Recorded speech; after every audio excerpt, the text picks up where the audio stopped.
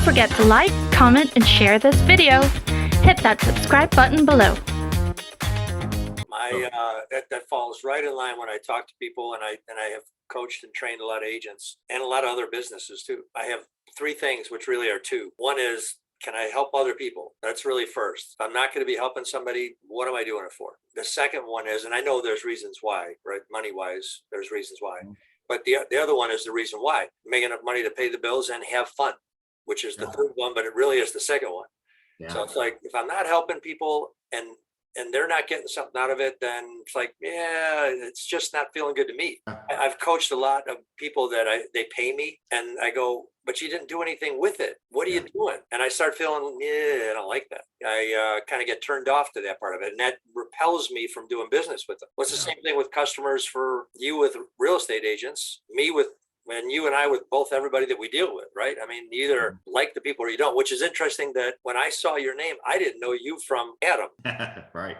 Yeah. But there was something about what you put out, and I went, I want to go see Adam. Yeah. And I literally drove 40 minutes to come down and meet you. And I wanted to meet the agents in there, but it was really to meet you, to see what you were doing. And especially right at that time, because at the time of COVID, I'm going, who's out doing this? You know, what's the kind of your mindset about how you're going to get these people? What are your expectations about who's going to show up? I was impressed by your enthusiasm, your kind of unwillingness to just kind of go, this is not a good time to do it. And I just asked you that question again for the one coming up on the 19th. So you got a lot of courage going on there. That's one way of looking at it. I mean, I guess sometimes when you just do stuff repeatedly, and that's just kind of how you show up, it fails to be a muscle that you're really training. It's, the rate of perceived exertion, right? Like, when you back in the lifting days, when I was first lifted 300 pounds on a bench, it was hard. It was everything I had.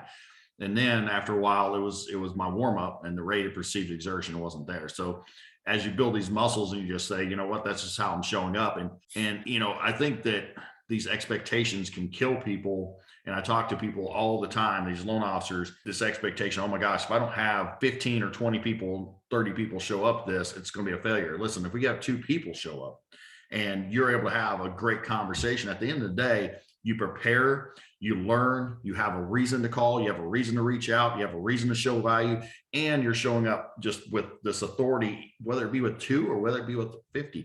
And so you're showing up and you're just like, hey, listen, I'm going to deliver to whoever's here. And like, I'm going to show up, and I have personal integrity. And when I have personal integrity, then I'm going to transfer that trust and that permission for you to have personal integrity and show up in a different way. And I think that that's just the transference that I want to continue to help people to have. If they do business with me or not, if I transfer some trust to them, transfer some permission to them to show up different, that's the greatest gift we can ever give someone, is for them knowing us, that they have a permission to act in a way they would not have without us. Because we all need permission. Like, everybody thinks I don't need permission. This is where authority and everything shows up. We all need permission. That's why, when we see someone, for example, my business partner was saying he was in a mall not long ago, and he moved, his daughter and them were standing in one place, and nobody was standing at this other spot, because something was going on. It was, kind of some just mayhem, whatever.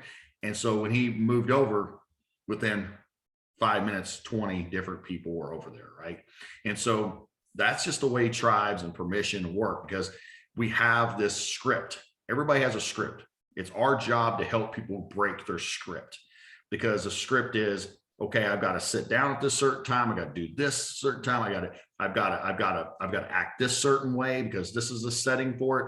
And we can break that script and give them permission to now have a childlike permission to now do things they would not normally do and show up in a different way. It's the greatest permission we can give people. And I tell you, that's a beautiful thing. So that's what I come there to do. Awesome. Yeah, that's awesome.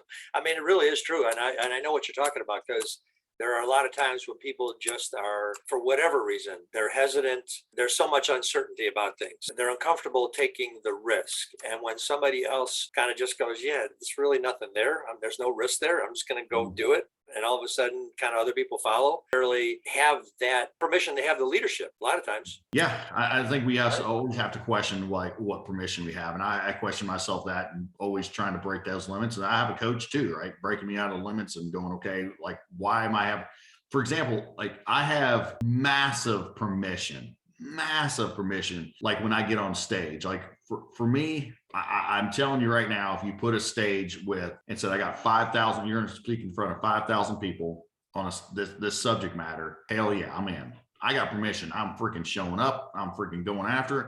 I have permission. People are there to listen. The people are there to grow. I got permission. I have just extreme confidence in doing that. But then other settings, maybe I don't have that same permission. Now, can I break that? So for example, if I'm walking in somewhere and I don't know everybody and I'm not the leader of that whole get together and I'm kind of walking in, don't know people, do I have that same permission? I do not. So how do I continue to go, okay, let's break this and now have a conversation. Now I have to, and I have done that. I have to break that and go, okay, no, I'm not going to just do kind of what I've allowed my permission to do up until this point, which is just, okay, I'm going to come in kind of, hey, what's going on? Instead of like, man, let's dive in here. Let's have real conversations. So let's just, I don't care what it is. Like the tribe is a real thing. I think it's very vital that we understand that the human behavior, why it is, and the DNA that's just passed on for so long is that we once were killed and ostracized for not fitting into a tribe, right? If you're in a tribe and you didn't do something correct, you could be ostracized forever. So we still have that, like it's the tires and everything else going on that we have in our DNA that we think that something's going to just tragically happen to us if we step out of line. We're going to be so ostracized, and it's really not true. That's why people have, of course, a problem with public speaking. People don't have that permission like I do. But they don't feel it. They don't feel it. They don't feel it. You feel it, yeah. Right? Yeah, that's true. So I mean, other people get the permission, but because they get invited to do that. Not always, but there are people who do get invited, and they do have that fear of public speaking. Yeah, they have the permission outwardly, but not inwardly. Right. So you feel it inside. That's great. Where'd you get that from? Was that a kid thing, or how'd you get that? That is such an interesting question, and I appreciate that, Tim. I'll probably let you down on that answer because I really don't honestly know. Like, it's one of those that I've been asked before because it is a strange thing, right? Somebody typically doesn't want to get on stage. And growing up, when I would be called in for class, right? I'd be sitting there and, got my pencil about to fall out of my hand from boredom, and the teacher would call and like, hey, come up here. And oh gosh, like just eyeballs big. I didn't want to get in front of class. I was like, just nervous, even if I knew the subject matter. And I don't know where that switch came. I honestly cannot. And I've tried to place that. Really? You have? I have. I've tried to, because I study myself, because I want to, obviously I study a lot of human behavior.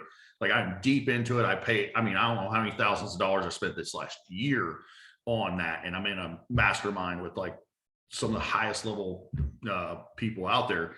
And I'm always going deep in that.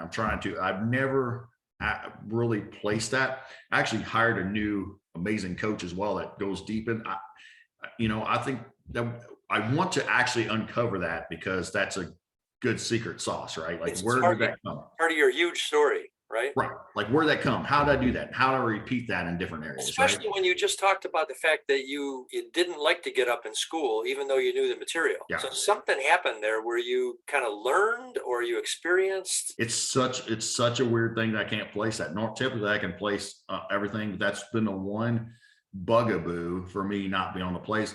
But I will actually be going into that with my coach to try to dig in because not because it's just like, hey, I want to know about myself and no, it's all about myself. It's okay, how can I take that and apply it to other things? What was those triggers that I can repeat? It's repeatable in other areas of life, right? And then also, how can I in turn help other people obviously with this?